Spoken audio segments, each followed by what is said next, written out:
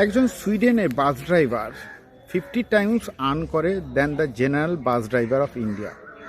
এবার আমাদের প্রশ্ন করা উচিত, আমাদের দেশের যে বাস ড্রাইভার আছে তারা কি লেস স্কিল? না, যা হ্যাজার্ড আছে সুইডেনের বাস ড্রাইভারও এখানে চালাতে পারবে না। তাও সত্ত্বেও তারা 50 টাইমস পায় কেন?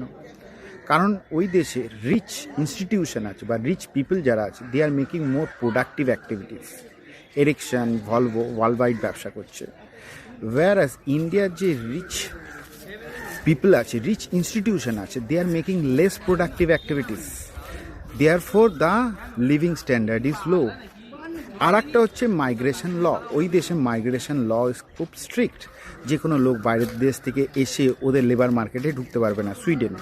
কিন্তু ইন্ডিয়াতে লেবার মার্কেটে যে কোনো লোক বাইরের দেশ থেকে এসে ঢুকতে পারে, বাংলাদেশ, পাকিস্তান। তার মানে এখানে মাইগ্রেশন ল উইক আছে। These are the reasons.